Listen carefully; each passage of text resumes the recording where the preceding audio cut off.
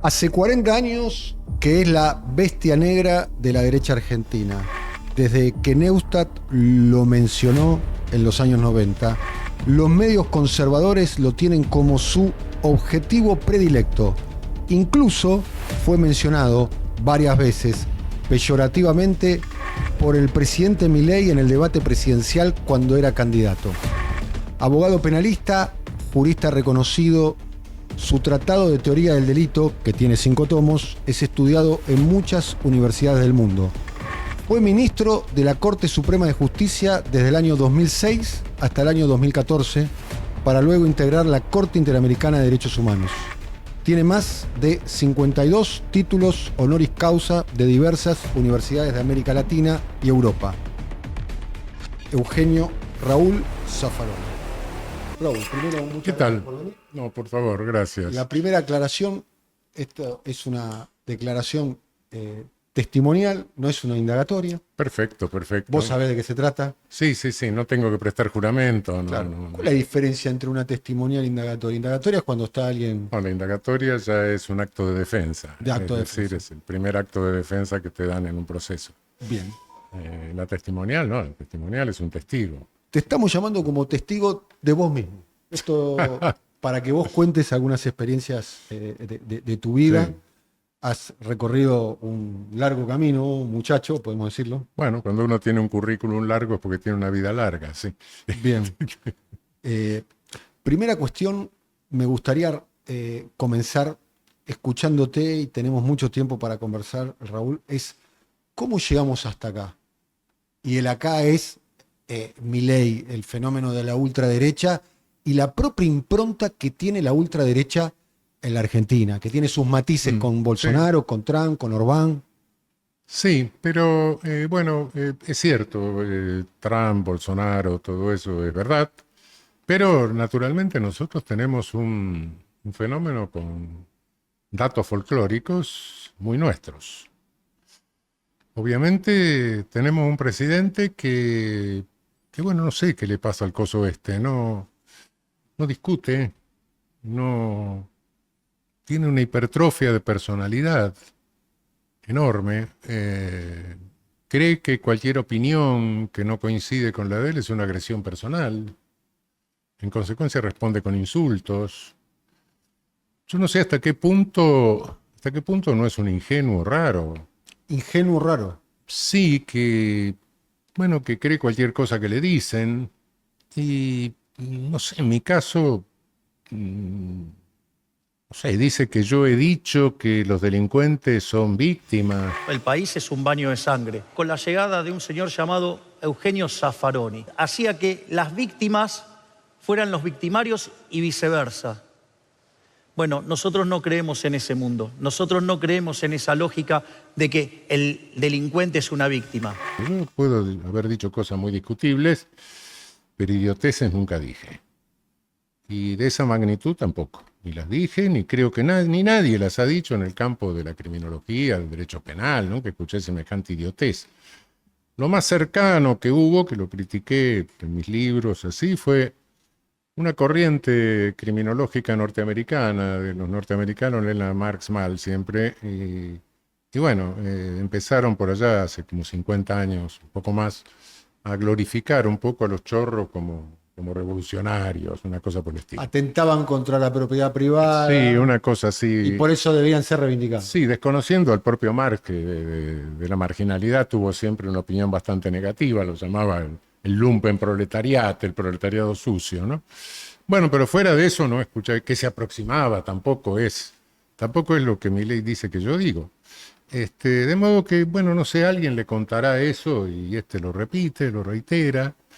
En fin, no sé, es una personalidad muy, muy particular que nos ha llevado a una situación en la cual tenemos un poder legislativo irresponsable, vota cualquier cosa, la ley antimafia este estado de sitio policial, que es la última novedad, bueno, directamente es un despropósito constitucional desde todo punto de vista. La llamada ley Rico, ¿no? Replicada de los Estados Unidos, ¿no? Sí, pero no es lo mismo la de Estados Unidos. Cuidado. ¿Esta es peor? Esta es peor. Esto es un estado de sitio policial. directamente, que no está autorizado por la Constitución, por nadie. Una suspensión de garantías en un territorio que declara la ministra de Seguridad. Bueno, es un absurdo. Bueno, un poder legislativo pulverizado que vota cualquier cosa con algunas manifestaciones de corrupción y una magistratura que no es un poder judicial. ¿No? No, no es un No. poder. Nosotros no tenemos un poder judicial en la Argentina, tenemos una magistratura. Poder judicial no.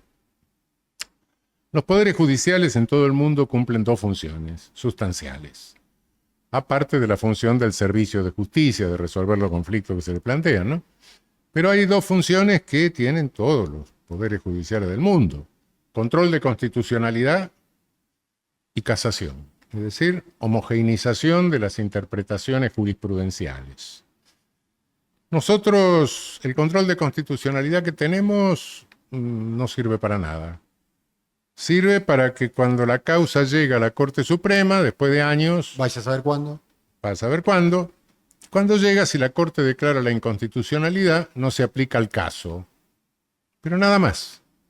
A diferencia de Estados Unidos, o de todos los controles, incluso el control centralizado europeo, que bueno, cuando una Corte declara la inconstitucionalidad de una ley, en Europa pierde vigencia y en Estados Unidos, todos los jueces de Estados Unidos le hacen la veña y están a lo decidido, el stare decisis famoso. Nosotros no lo tenemos. En consecuencia, nuestra jurisprudencia constitucional no es obligatoria.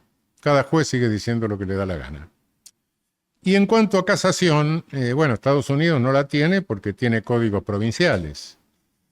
Pero no hay país con códigos únicos que no tenga casación. Nosotros no tenemos. Tenemos códigos únicos con 24 posibles interpretaciones diferentes sin que nadie las unifique. Y en consecuencia sale la doctrina Irursun o cualquier otro invento, y bueno, y nadie puede objetarlo porque no hay jurisprudencia consolidada. Por eso no tenemos un poder judicial, tenemos una magistratura. Una magistratura que está pergeñada, programada de una manera totalmente irracional y que permite, bueno, como toda institución que está mal programada, ¿no? Mientras la gente que ocupa los lugares, bueno, más o menos sea prudente, no se nota tanto. Pero un día llegan los imprudentes y llegan los peores, y llegaron estos, a Comodoro Pi, a la Corte Suprema. Tenemos una Corte Suprema que por primera vez integran personas que nunca fueron jueces. Los Nunca. 5. Ninguno.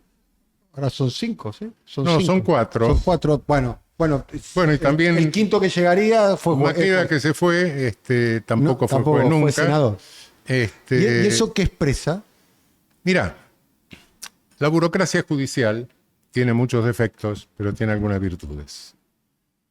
Una de las virtudes es nunca sacar a luz conflictos internos. Nunca cuidar la imagen de la función. Eso te lo enseña la burocracia judicial. Y estos, bueno, como no tienen ese entrenamiento, se pelean, discuten, se traicionan, y todo sale a la luz y sale a la publicidad. Haciendo cosas que te digo que si se hicieran en la unidad básica del barrio, creo que algunos salieron lesionados. Bueno, acá no, se hacen con toda desvergüenza, se hacen así, de esa manera. En fin, no sé. Todo eso, a todo eso se suma, bueno, lo que vos decís hace un rato, qué sé yo, de estas versiones del coso que tenemos de presidente, que se repiten, se reiteran. Y son graves porque lo que se está haciendo en materia de política criminal es peligroso. ¿Qué peligro hay? Mira, el peligro que hay es el siguiente. El menos grave es la destrucción legislativa del código, etcétera, porque eso se puede arreglar. En una ley se deroga, se hace otra ley. Eso. No, el problema es que si seguimos aumentando gratuitamente el número de presos, vamos a llegar a un momento en el cual la superpoblación carcelaria hace que se pierda el control interno de las cárceles. ¿Qué consecuencia trae eso? El control interno queda en manos de mafias. Tipo PCC o Comando Vermelho en Brasil. Exactamente. O el Tren de Aragua. Sí, o Ecuador. Ecuador es la cosa más terrible. Directamente son mafias que se hicieron cargo de las prisiones. Aparte, como la seguridad se vuelve porosa, se entran armas y entonces tenemos motines con decapitados, descuartizados. ¿Vamos camino a eso? Y vamos camino a eso si no se contiene antes. Por un lado. Por otro lado, el problema, las policías. Cuidado, eso de dejémosle la mano suelta a la policía, etcétera, qué sé yo. No, cuidado, las policías hay que pagarles, ante todo, salarios dignos. Yo creo que un comisario tendría que tener, un buen comisario, un tipo de carrera, tendría que tener un salario equivalente al de un juez, y de ahí para abajo en escala.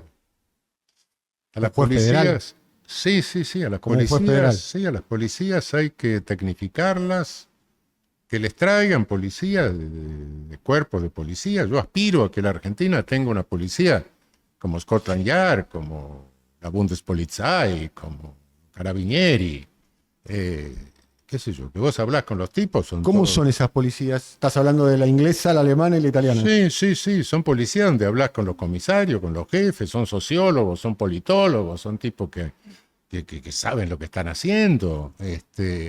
Y bueno, no sé, una policía respetuosa en líneas generales. Las propias policías, no hablo de la Guardia Civil española, pero las propias policías provinciales españolas. Bueno, aspiro a que tengamos una cosa de esas, una policía bien paga, una policía tecnificada. Ahí está escuchándote ahora y es un discurso pro policial. Sí, lo primero que hay que hacer es respetarle a los policías la condición de trabajadores. Bueno, vos son trabajadores. Promoviste durante mucho tiempo una idea muy polémica, con la cual, dicho sea paso, yo tengo una diferencia, igual no es para plantearlo acá, el sindicato de policías. Pero por supuesto. ¿Vos estás a favor de un sindicato de policías? Tienen que tener todos los mismos derechos laborales que tiene cualquier trabajador, menos la huelga. La huelga no, tampoco puede tener huelga una guardia de un hospital ni los bomberos, ¿no? Claro. Correcto. Servicio de primera necesidad. Pero fuera de eso no hay razón. Es un servicio civil, no es un servicio militar. Que tenga que tener orden y jerarquía, sí, todo lo tiene. Esto lo tiene en todos lados. Todo. Un hospital también se juega la vida humana y no está la enfermera pintándose las uñas mientras el cirujano está operando. Bueno, no, eso sí, pero no es un servicio militar. ¿Vos ves un peligro con las policías actualmente en la Argentina?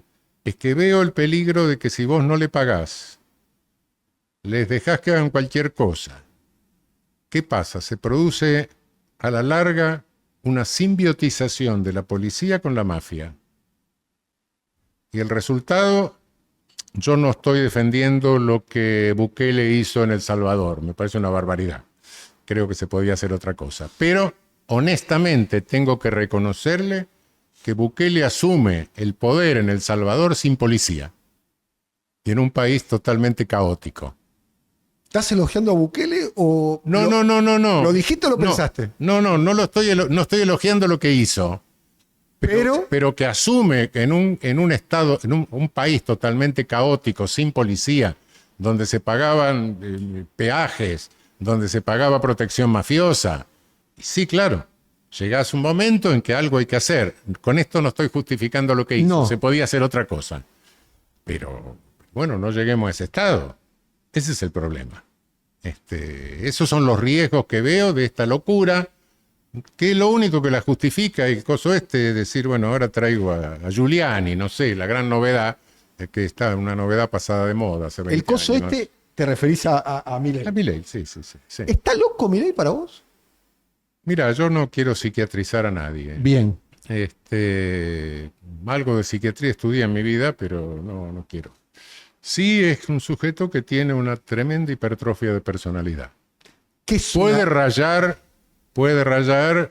en una paranoia, pero no lo sé, no estoy paranoico, sí, tiene una hipertrofia de personalidad tremenda, lo persigue el cosmos, qué sé yo, lo persigue la China, Estados Unidos, yo no sé. No quiero decir eso. Pero sí hay, es decir, cuidado, cierta experiencia psiquiátrica de muchos años, cuando en México me hacían estudiar estas cosas, me ha enseñado que cuando hablas con un psicótico, de repente tenés la sensación de que se parece a alguna gente que vos conocés, pero que los otros tienen freno y este perdió los frenos. Sí. En definitiva, da la impresión que eso. Hay personalidades que son esquizoides, no son esquizofrénicos. Sí. Son paranoides, no son paranoicos. Son, inestables del círculo tímico, no son psicóticos, maníacos, melancólicos.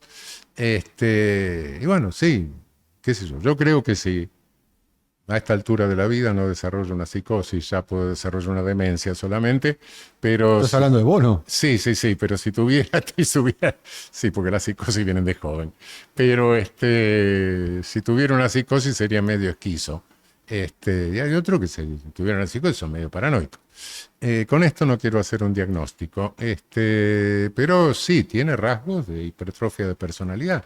Esto que te decía hace un rato, de no tolerar, no poder discutir razones, responder con insultos, traer a una cosa pasada de moda como la tolerancia cero, la ventana rota, todo eso de este chanta norteamericano de Giuliani.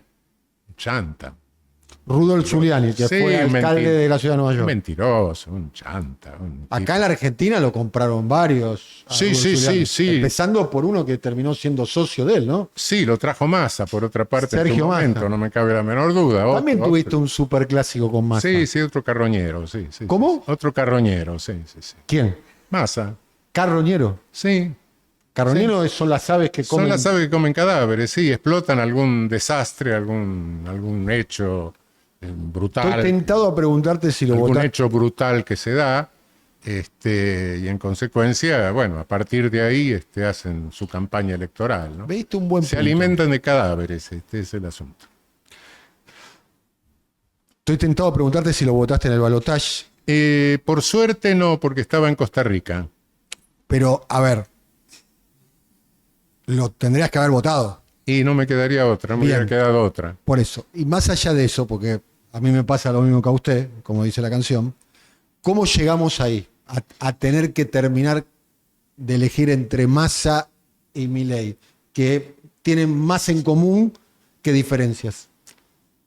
Bueno, errores anteriores, graves errores. Desarrolle, alumno Zaffaroni. Bueno, la Desarrolle. política, qué sé yo, en la Argentina hemos tenido momentos de decadencia de la política, Sí. no es el único. No. Yo siempre digo, está bien, soy un fenómeno biológico a esta altura del partido, ¿Por qué? y bueno, los años que tengo, pero los 30 no los viví. No. Y me imagino lo que sería un irigoyenista en los años 30, con un partido radical que decía el Partido Popular, el partido a Irigoyen le sacan los caballos y llevan el carro con la casa de gobierno, en fin, qué sé yo. Imaginemos lo que sentiría un irigoyenista con un partido radical manejado por Marcelo de Alvear, que primero, con la primera malparada, se fue para Francia, después volvió, y con otro sector del Partido Radical trenzando con los conservadores, la Concordancia, Ortiz Castillo, y bueno, está el hombre que está solo y espera, ¿no? Un momento de decadencia, ¿sí? Un momento de decadencia de la política, y en esos momentos la política cae en un pozo ciego, y todos sabemos de qué está lleno los pozos ciegos, ¿no? Hoy estamos en el pozo ciego, nadando en... Estamos. ¿Estamos? Estamos. En el pozo ciego. Nadando en los elementos del pozo ciego. Sí. Para ser Sí, para ser gráfico. Sí, lo más sí, poético sí. que podamos. Sí. ¿Vos crees que esa es la situación? Sí, creo que esa es la situación. Un Bien. momento de decadencia de la política, no es el primero, pero luego se sale. Luego hay momentos de crisis. Sos optimista en el corto y mediano plazo. En el largo plazo ya sabemos, ¿no? Sí, siempre se ha producido. Lo que pasa que creo que ahora sí, un corto y mediano plazo, sí, porque la situación es distinta, ¿no? En los años 30, de alguna manera, bueno, los conservadores habían utilizado una política económica intervencionista. Lord Keynes está al día, juntas reguladoras, etc. En la Argentina empieza lo que se llama el proceso de restitución de Claro, importaciones, ¿no? claro. Va, Claro, sustitución, perdón. sustitución, sí. Entonces, en ese momento, bueno, había está bien, los conservadores eran los dueños del país, pero lo cuidaban porque era de ellos, sí. Pero estaba bien, no había. ¿Vos comparás esto con la década del 30? Digamos, vos ves a nivel No, en mundial este momento el no. surgimiento de los autoritarismos. Sí. Si la tenés que comparar es con la década del 30, En alguna manera, si lo tengo que comparar, es con la década del 30, sí. previo a la Segunda Guerra Mundial. O sea, lo Previo. que ves por delante es una guerra. No sabemos. No sabemos. Yo no me hago el augur, porque una guerra hoy no tendría las mismas consecuencias que una guerra de los años 30. La tecnología de destrucción hoy es mucho mayor. Y no me refiero solo a la destrucción nuclear, ¿no? Sino un ataque cibernético que te puede parar un país, te puede hacer una catástrofe total. En fin, hay otras armas biológicas, en fin, otras cosas que, sin llegar a la cosa termonuclear, pero una guerra hoy sería otra cosa. No sé qué va a pasar. Yo no soy el secretario general de Naciones Unidas, ¿no? De modo que no. Yo creo que el secretario de Naciones Unidas tampoco sabe qué va a pasar. Tampoco sabe mucho. Es un buen tipo, me parece. Te quiero aclarar creo que lo imagino que esas instituciones también están en crisis. Sí. Te propongo que hagamos un punto sobre el presente. En este momento que vos lo definís como el pozo ciego, me quedo con esa figura que es, además dicho sea paso, tan gráfica. Y vayamos algunos años atrás en la historia, en eventos y procesos políticos que te tuvieron a vos como protagonista. Sí. Como protagonista, como varios. Estoy hablando de la reforma de la Corte después de la Corte de la mayoría menemista. ¿Vos sos el primer ministro nombrado por Néstor Kirchner? Sí. El primero. Sí. O sea, cuando Néstor Kirchner decide nombrar una nueva corte y darle una nueva impronta, arranca con vos. Sí. Aprovechó de que yo de que yo había dicho de él unas cuantas cosas. No, siendo vos eras gobernador. durísimo. Era durísimo. Sí, pero él sabía por qué. Pero Y vos no era por razones políticas, era por una travesura que él había hecho, una travesura que había hecho ¿quién? Néstor. Que vamos a desclasificar acá. No, te la puedo contar. Contá. No es nada. A eso vinimos. No es nada del otro mundo. Un día, estando en el Frente Grande, Sí. la filial nuestra de Santa Cruz empieza a hacer declaraciones menemistas. Entonces sabíamos qué pasaba. Entonces nos mandan a Nilda Garré y a mí a Santa Cruz. Yo iba a un congreso en Ushuaia, me tomo un avión, me escala en Santa Cruz, y Nilda viene de Buenos Aires, nos encontramos en Río Gallegos. ¿Qué había pasado? Río Gallegos, como toda ciudad chica, tiene un café donde se junta toda la gente del pueblo. Y había una mesa donde se juntaba Néstor y otra donde se juntaban los muchachos nuestros. ¿Qué hizo Néstor? Le dio un contrato a cada uno de los nuestros. La famosa lluvia de contratos. Bueno, qué sé yo, unas travesuras políticas. Está dentro del Código Penal, ¿no? Tampoco. Está bien. Raúl, un Bueno. contrato. ¿Quién no ha dado un contrato? Entonces yo las cosas que le decía por eso, pero no era porque, no era que la República de Weimar, qué sé No. yo, todas esas cosas. Y él sabía que era por esa travesura también, ¿no? ¿Quién le sugiere a Néstor Kirchner que vos seas No, ministro nadie. de la Corte? Creo que nadie. Él. Creo que él. Él. Vos ya a esa altura ya eras alguien mencionado. Neustadt te tenía de punto. Sí, Neustadt, Yo- sí. ¿Cómo? Neustadt. Neustadt, lo pronunciás en alemán. Y sí, es alemán, ¿no? Sí, sí, bueno, el apellido es alemán. Sí. Nueva ciudad, no. Hablas alemán, ¿no? Ya. ¿Sí? ¿Hablas? Sí. ¿Hablás, escribís, lees? Sí, leo, traduzco. Acabo de traducir un libro de unas 300 páginas. Sí. En alemán. O sea, alemán es. Hablas. A ver, No hablo el yo hablo alemán. castellano ahí. No hablo el alemán como el castellano, no. Yo hablo el castellano. Tampoco lo hablo como el italiano, Claro. como el portugués, pero sí lo hablo, sí. ¿El inglés hablas también? Sí, con una pronunciación terrorífica, me dicen si estudié en Rusia siempre, Ah, pero bueno, está bien. no importa. Muy bien. Neustadt. Hablo el inglés de Naciones Unidas, ese que se habla con los chinos, los japoneses, Claro. los árabes. Bien, un inglés neutro. Sí. Bien. Neustadt te tenía de punto. Sí. Neustadt, yo recuerdo la primera mención pública a vos, Sí. Bernardo Neustadt. Sí. Bien. ¿Por qué? No tengo la menor idea. Él, no sé, defendía una cosa siempre represiva, absolutamente reaccionaria. No entiendo. Mira, en líneas generales hay un problema, que es cada vez que se habla de la seguridad, etcétera. El problema de seguridad técnicamente es el problema de política criminal. La política del Estado respecto de los delitos que se hace. Y la política criminal es una cuestión técnica. No. Pero creo que nuestra civilización se encuentra, es una cuestión que tan técnica como la política sanitaria. Tenés que detectar cosas y ver cómo las vas neutralizando. Pero creo que en materia de política criminal en nuestra civilización no superamos algo así como lo que era la política sanitaria en la Edad Media. Es decir, la enfermedad que venía ahí era Satanás, era el diablo. Entonces matemos los gatos porque son la personificación, el diablo se personifica en los gatos. Y sí, mataron los gatos, crecieron las ratas y se murió de peste bubónica la mitad de la población europea. Creo que ahora estamos en lo mismo. Y hay algo que pega de repente, pega emocionalmente. Estás hablando de lo que se llama el punitivismo. Sí, pero el punitivismo en un sentido... Mira, no solo estoy hablando del discurso punitivista, también el discurso llamado progre tampoco sabe lo que dice. Esto no se resuelve en una mesa de café. No es una conversación Los de mesa de progres son café. muy de tomar café, ¿no? Sí, tomemos café o vino, no importa, pero no se resuelve sobre lo que cada uno opina y qué sé yo, no, hay que meterlo adentro, soltarlo. Entonces, sí, aumenta la pobreza y aumenta el delito. Mentira. ¿Cómo mentira? Mentira. ¿Cómo?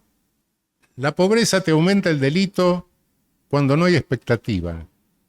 Solo en ese caso. ¿Cómo es eso? Hay situaciones de extrema necesidad donde el delito no aumenta. Guerras, terremotos. Yo estoy seguro que en Bahía Blanca no está aumentando el delito. Podrá algún degenerado aprovecharse de una situación. Pero no aumenta. ¿Por qué? Porque tenés enfrente, hay que salir de esto, hay que ir para adelante, hay que salvar al vecino, hay que... Guarda, tenés un futuro, tenés una salida. Y la pobreza sin salida sí te aumenta el delito. Pero la pobreza con expectativa no te lo aumenta. Y aparte no te aumenta los homicidios, te aumenta los delitos contra la propiedad, fundamentalmente.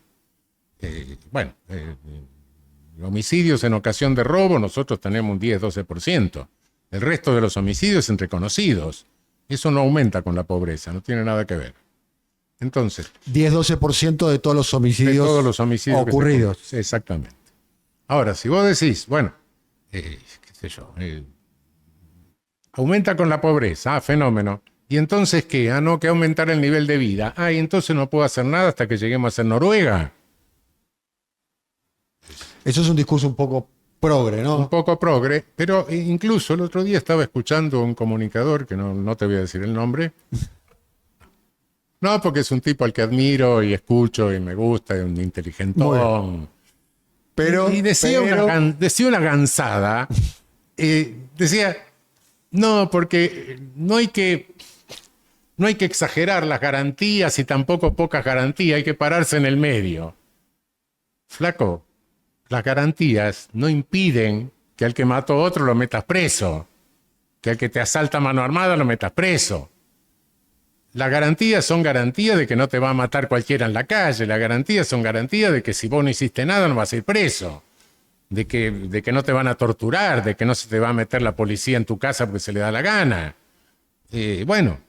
Esas son las garantías, pero eso no. Y ahí, bueno, o tenés un derecho penal con garantías que no sale de la ley penal, sino que sale de la Constitución. La Constitución es garantista. Es garantista la Constitución y el derecho penal es un apéndice del derecho constitucional. Bien. O bien tenés un derecho penal totalitario. Bueno, ahí no hay nadie que esté en el medio, no hay nadie que esté medio embarazado. O elegís uno o elegís otro. Bueno, pero bueno, eso es resultado de que, no sé, es resultado de que se maneja esto como charla de café, cuando en realidad lo tenés que manejar mucho más técnicamente. Nosotros no tenemos, aumenta el delito, baja el delito, qué sé yo, ¿con qué? ¿De dónde me sacan esos datos? Denuncias. Las denuncias no me dan la realidad del delito en todo. Muchos robos, muchos hurtos, el hurto doméstico, por ejemplo, nadie lo denuncia, qué sé yo. Bueno, echás a la empleada y se terminó el asunto, listo, un asunto. Entonces, y por otra parte, pensar que aumentar penas bajás el delito, aumentar la pena en papel, en el Código Penal, eso es absurdo. Eso es creer una cosa que es ridícula. Cuanto más aberrante es la motivación de un delito, cuanto más repugnante la motivación de un delito, menos efecto disuasorio puede tener una conminación amenaza abstracta de pena.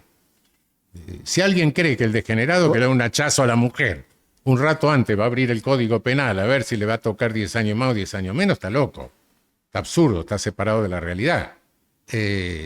Bueno, está bien que pongan el femicidio en el código, sí, perfecto, pero con eso no vas a parar los femicidios, ese es el asunto. Y por otra parte decir, no, con eso voy a parar todo el delito. No, el delito no existe. El delito es una abstracción. Lo que existe en la realidad son robos, hurtos, homicidios, lesiones, estafas.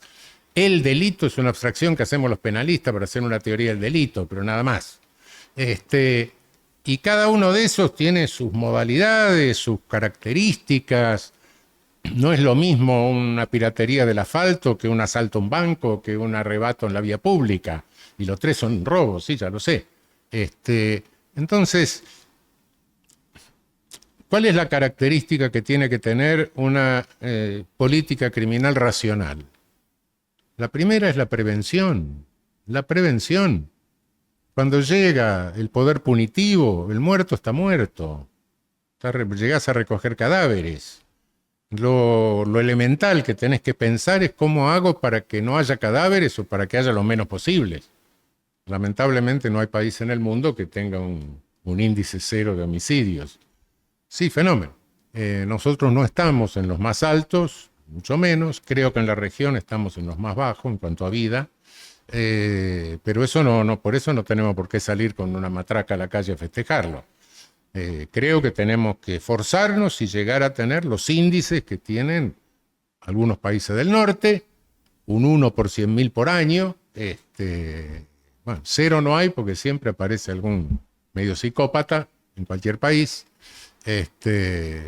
por desarrollado que sea. Pero bueno, para eso tenés que tener algo que no tenemos ningún órgano federal de monitoreo de la conflictividad delictiva, ni siquiera de homicidios. Se hacen números, pero un mínimo cualitativo, porque no es lo mismo prevenir un homicidio intrafamiliar que prevenir un homicidio por ajuste de cuentas o por conflicto entre vecinos. Entonces, la prevención tiene dos etapas. Hay una prevención primaria y hay una prevención secundaria. La prevención primaria es cuando vos detectás, porque el delito, los delitos nunca se producen igual en todo el territorio. Siempre están en algún lugar, en alguna circunstancia, ni siquiera en toda una ciudad. Entonces, cuando detectás una concentración de conflictividad, de cierta conflictividad en algún lugar, bueno, la prevención primaria, ¿qué hace? La prevención primaria no está a cargo de la policía. Es meramente política y de concertación, de concentración de otros órganos, municipio, Estado nacional, Estado provincial, etc. Si se concentra esa conflictividad en ese lugar, es porque hay un contexto conflictivo. ¿Estás hablando de Rosario, por ejemplo? Bueno, Rosario es un fenómeno, no, ¿Qué observas en Rosario? que casi desaparece la policía. Una especie de El Salvador localizado. ¿Cómo? ¿Sí? Casi desaparece la policía. Claro. Porque Una policía que se simbiotiza con la mafia. con el crimen organizado. Claro, claro, claro. Casi, dijiste casi. No, casi, no llegó al mismo nivel. Pero sí. Eso es un análisis que haces con la información que tenés vos. Sí, sí, sí, sí. O sea, que hubo una simbiosis entre el narco y las fuerzas policiales tal Claro. que lo colocaron en... No llegó al límite del Salvador, pero sí. Pero eso. Vos destruís la policía de esa manera, no, cuidado que generás un caos social. Y si no lo resolvés, te empiezan a salir los grupos de autodefensa, los parapoliciales, los justicieros. Guarda, cuidado que eso después es muy difícil. ¿Se evitó eso en Rosario? Creo que está más o menos controlado. Pero por otra parte era una ciudad. Bien. Guarda. Otra cosa es un país directamente. Pero sí, te está mostrando decir, no, guarda que por este camino no va la cosa. Raúl, yo leí un libro tuyo que se llama La Cuestión Criminal, Sí. hace muchos años atrás, creo que es un libro que lo editaste hace más de 10 años atrás, un poco desarrollando algunas cuestiones que vos contás acá, y hay varios conceptos que me quedaron de ese libro. Uno es el tema de los delitos de cuello blanco, los Sí. delitos financieros, que son delitos muy sofisticados, Sí. que quienes llevan adelante ese delito son graduados de universidades internacionales, Sí, sí, sí. donde dejan rastros, pero los rastros son un poco porosos y que fundamentalmente el sistema judicial, el sistema político no está dispuesto a indagar, a profundizar, y las consecuencias de eso son consecuencias que reverberan por Muchos años. décadas, por Sí, años. De sí, hecho, sí. creo yo además que estamos Sí. en los días donde se está perpetrando un nuevo episodio en ese sentido. Varios. Varios, el CryptoGate, que lo tiene como protagonista el presidente Milei, o el nuevo endeudamiento con el Fondo Monetario Internacional. Sí, que sí, white collar crime. sí. No, es un concepto que no lo invento yo, No. naturalmente. Delito de Viene- cuello blanco, ¿no? Sí, viene de los años 30. de Cuello la- blanco es por las camisas blancas. Sí, de los- sí, sí, sí. Sí, white collar, sí. Colariño branco también lo llaman los brasileros. Es de la criminología norteamericana de los años 30. Bien, Había toda una posición progre en aquel momento que atribuía a la delincuencia a la pobreza. Y bueno, me pareció un criminólogo norteamericano que dijo, no, un momento, la delincuencia atraviesa toda la sociedad y todos los estratos sociales. Depende del entrenamiento que tenga cada uno. Naturalmente, el poder punitivo inevitablemente es selectivo. Si vos agarrás el Código Penal, todas las leyes penales especiales, etc., y si cada vez que alguien infringe alguna de esas normas, que no son el homicidio, el robo, qué sé yo, infinidad de normas, cada día tenemos más tipos penales, cada vez que se infringe una de esas normas, mecánicamente se aplicara el poder punitivo, yo creo que no quedamos mucho para cerrar la puerta del lado de afuera. Esa distopía es imposible. Entonces tenés un programa de criminalización primaria que es irrealizable porque separaría a la sociedad, y tenés unas agencias de criminalización secundaria, de individualización, de aplicación del poder punitivo muy limitadas, con capacidades operativas muy limitadas. ¿Qué hace cualquier burocracia? Lo que es más fácil. ¿Qué es lo que es más fácil? Agarrar lo que es más grosero, más burdo, más obvio, y que además lo perpetran tipos que responden a un estereotipo. Es decir, hay gente que va vestida de ladrón, camina como ladrón, habla como ladrón, se mueve como ladrón y roba. Va con el uniforme. Entonces Bueno, el eso, libro vos lo desarrollaste. es eso lo que se hace. Lombrosianismo, ¿no? Bueno, Lombroso fue el máximo de esos. Él creía que todas las...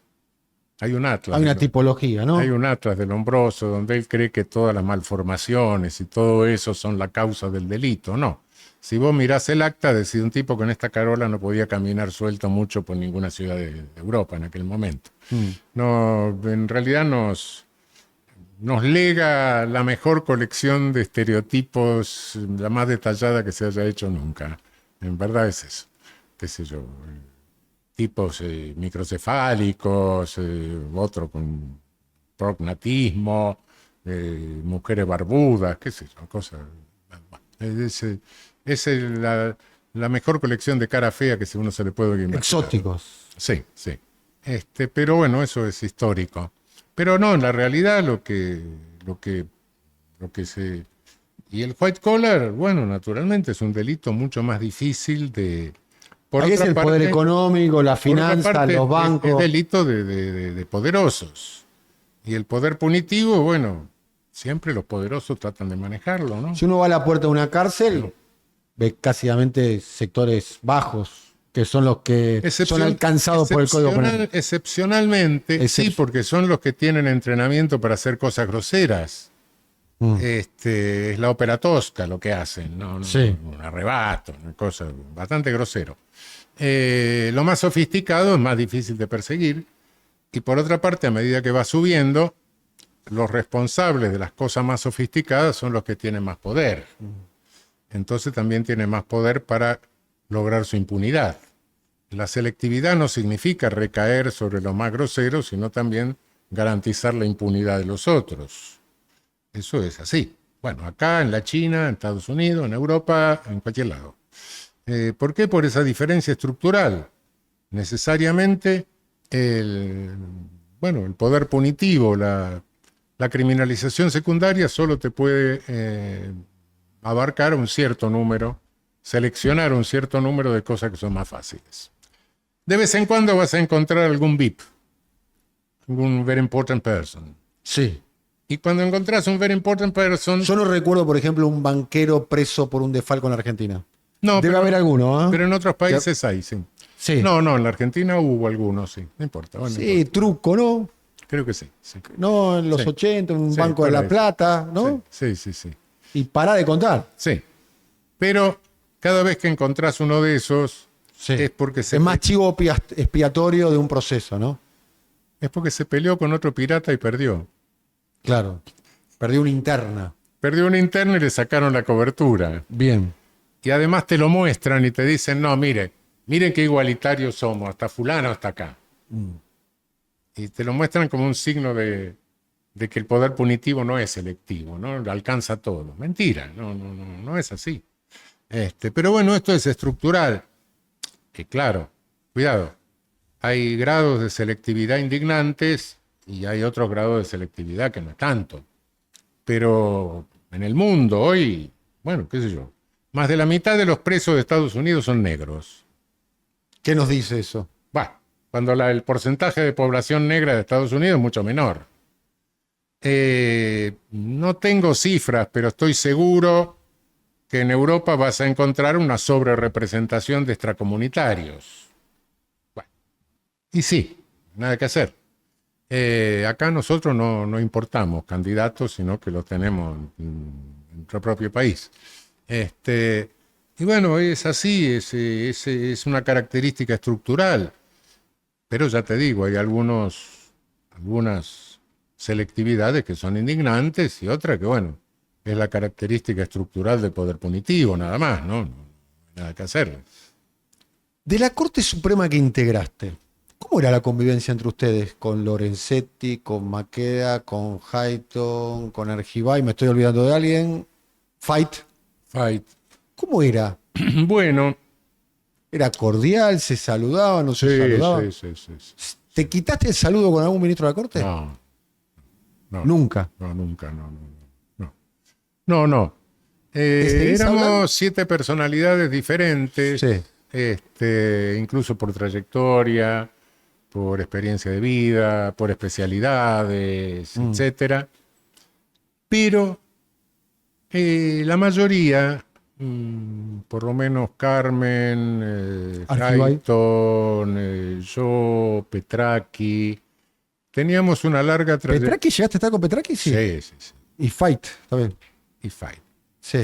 Petraki, bueno, nosotros 4 teníamos una larga experiencia judicial. Bien. Fight era un hombre inteligente, un culto, gorila, tremendo, pero Tremendo gorila, ¿no? Era King tremendo Kong, ¿no? gorila, pero tipo de una cultura respetable, y que se consideraba juez de la corte norteamericana, no sé. Bueno. Entonces, ¿Y eso qué significa considerarse juez de la Corte Norteamericana? no, la dignidad de juez Claro. que había asumido, qué sé Claro. yo. Nosotros lo teníamos porque, bueno, habíamos estado en la burocracia judicial muchos años, y él porque la asumía así. Se sentía un prócer. Sí, bueno, pero en consecuencia había una mayoría que sabíamos que teníamos que cuidar la imagen de la empresa.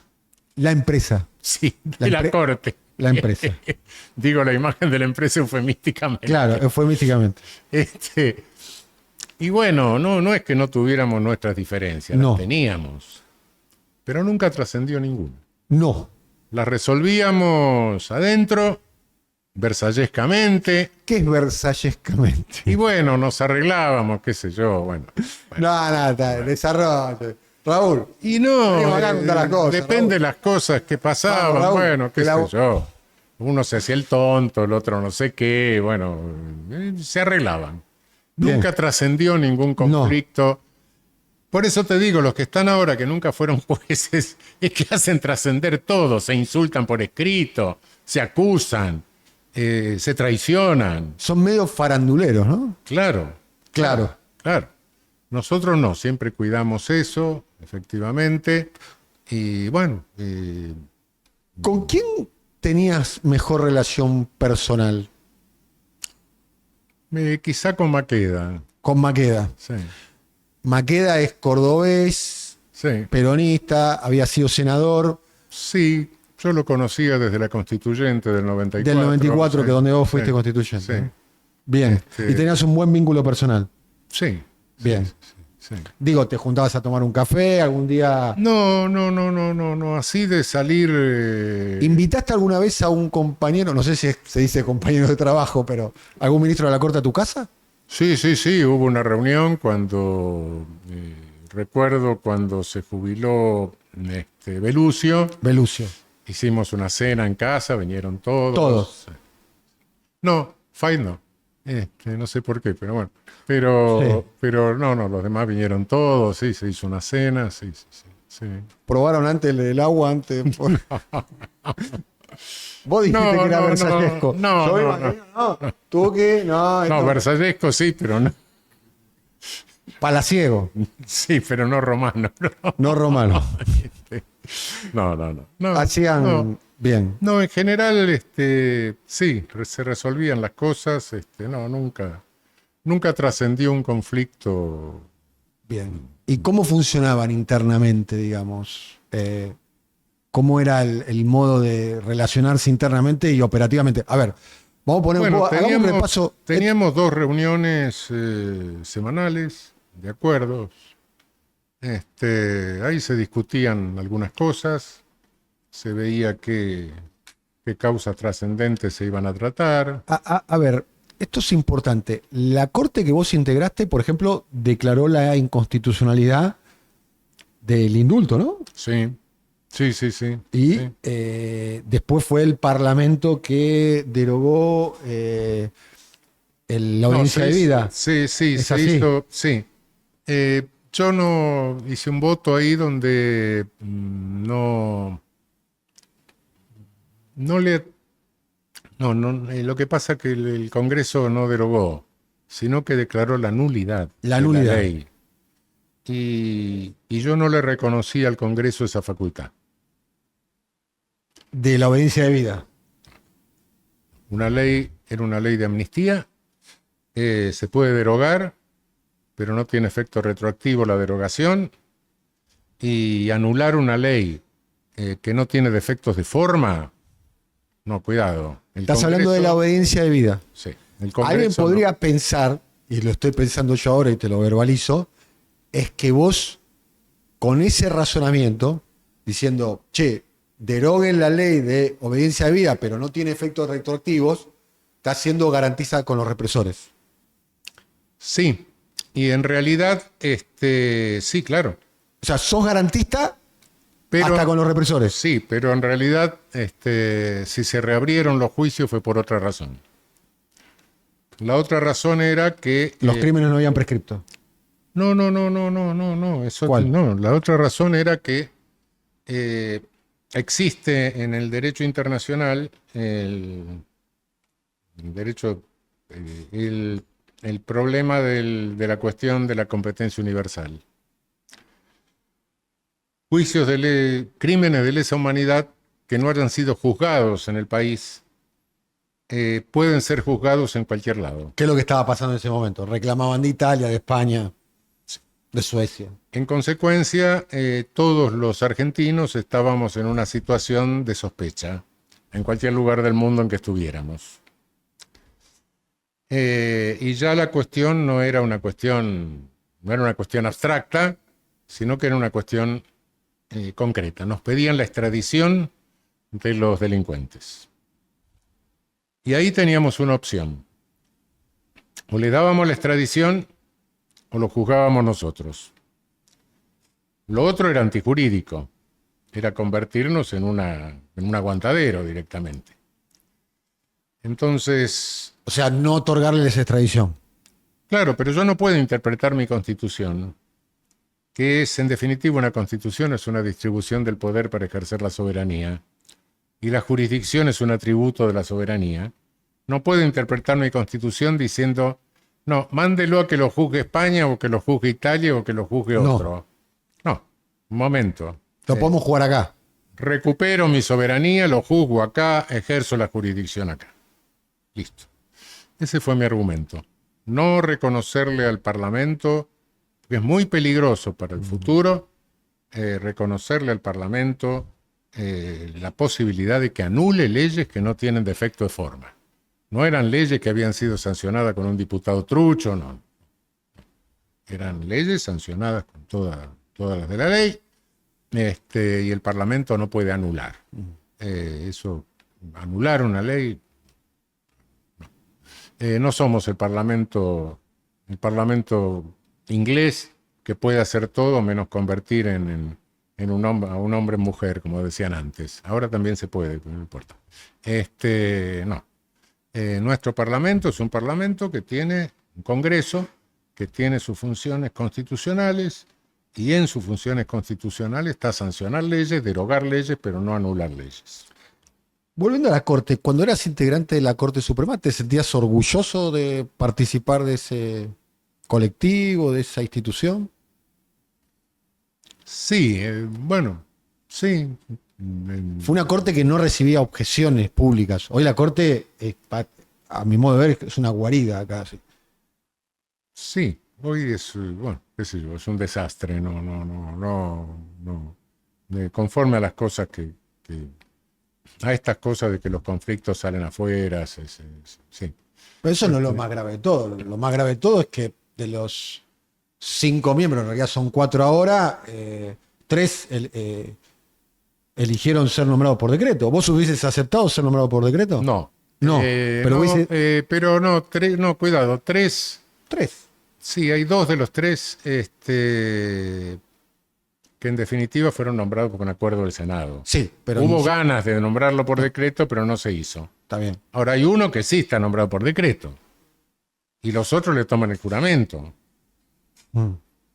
Y dicen, bueno, al quinto no se lo vamos a tomar de momento porque vamos a ver, y después no le dan la licencia.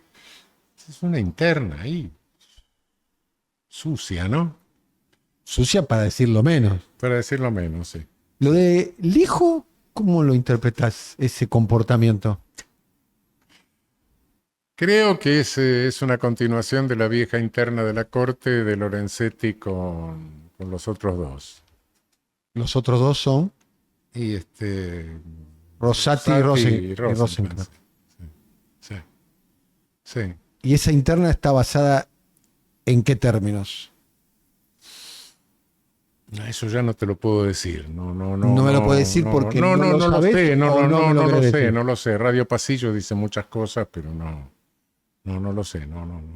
Yo no piso el Palacio de Justicia desde el día que salí, ¿eh? De modo que no te puedo decir lo que sucede. A ver, las diferencias están más vinculadas a los ideales, al poder, a los negocios. Negocios no sé, no me consta. Al poder sí. Sí. Al poder sí. Yo quiero tener la manija, el otro quiere tener la manija, eso sí. Sí. Esto es en Rosati y Sí. Lorenzetti. Sí. Te voy a preguntar por Ricardo Luis. ¿Cómo describirías la personalidad de Ricardo Luis? Mira, yo no Lorenzetti. quiero hacer juicios personales. No. Lo que sí quiero decirte que si hemos llegado a este grado de deterioro en la magistratura, no se debe a toda la magistratura, ni mucho menos. En el país tenemos, qué sé yo, 3.000 jueces, no sé cuántos. Nacionales, federales, provinciales, que son ajenos a todo esto. Ajenos.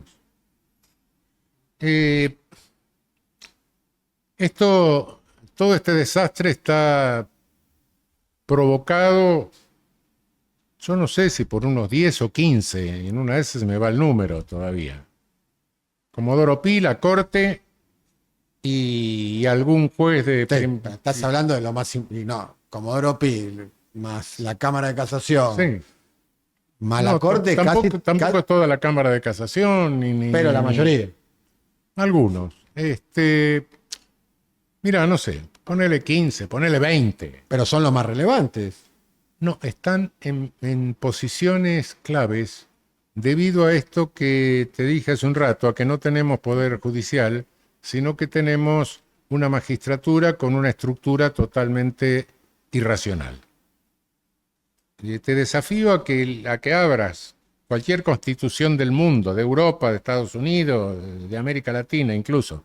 En América Latina ya sé que algunas cosas son como deben ser, pero no son como deben ser. Pero por lo menos en la letra vas a encontrar cosas más racionales. Nosotros no. Estos dos defectos que te decía, de no tener el stare decisis y no tener casación, da la impresión, y aquí hay una enorme responsabilidad también de nuestra academia, porque esto no es nuevo, esto es viejo. Y parece que el único que se dio cuenta de esto fue Sampaio en el año 49, que puso la casación y puso el stare decisis en la Constitución. Bueno, yo creo que ahora, más que juzgar personalidades, etcétera, lo que tenemos que entrar a pensar es decir, bueno, después que pase el diluvio, cuando llegue la palomita con el coso en el pico, ¿qué hacemos con esta magistratura? Y creo que nadie lo está pensando. Creo que no. Nosotros no podemos seguir teniendo la Corte Suprema más chica del planeta. Es una locura. ¿Por la cantidad de integrantes? Por la cantidad de integrantes y las cosas que pasan. Desde que llegué a la Corte en aquel momento me di cuenta, yo tenía 20 años de juez, qué sé yo, después me dediqué a la política, etcétera, hice otras cosas, y después, por un accidente del destino, llego a la Corte. Y me encuentro que en mi experiencia anterior, yo siempre supe lo que estaba firmando. Por ahí me equivoqué. Está bien, pero sabía, me había equivocado yo, no otro. Llego a la Corte y no sé ya más lo que firmo. ¿No? No.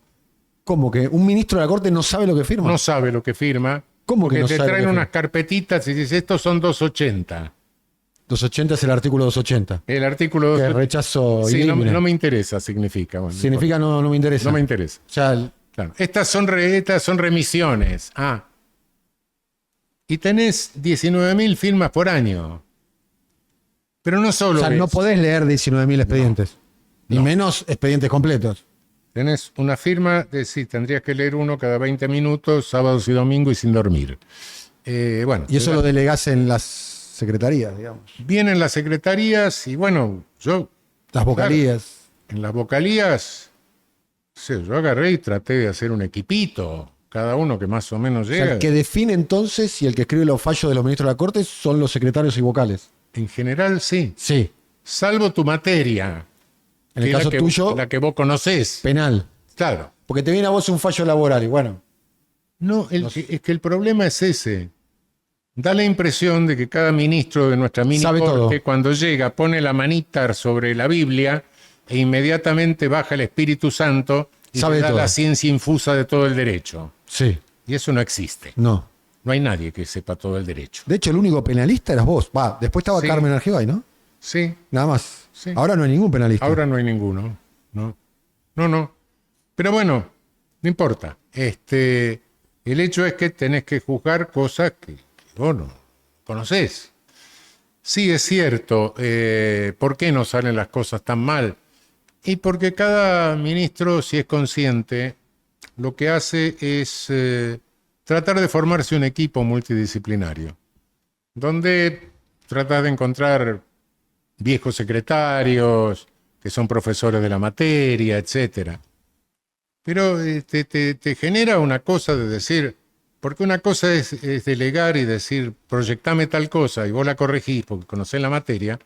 Otra cosa es decirle a quien te lo proyecta, ¿estás seguro de lo que escribiste?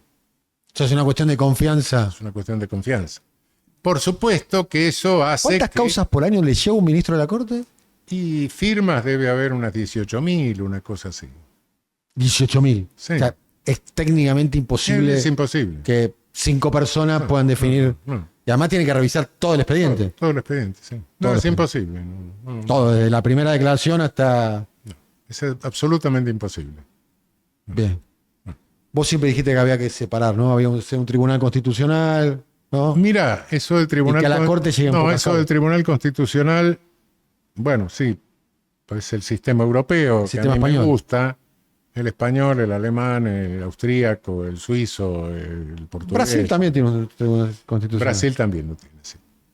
Pero bueno, para eso habría que reformar la O Constitución. sea, tiene un tribunal para definir qué es constitucional y Sí, qué sí, no. pero para eso habría que reformar la Constitución. Ahora, creo que se puede resolver esto el día que termine el diluvio sin necesidad Hay de que ver reform- qué queda después del diluvio, ¿eh? Ese es un Bueno. pequeñito detalle que no me gustaría pasar por alto.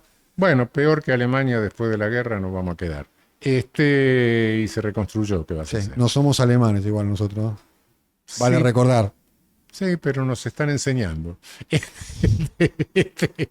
Sea como sea, creo que sin reformar la Constitución, no, después del diluvio se puede ordenar esto. Primero, afortunadamente, nuestra Constitución no limita el número de jueces de la Corte.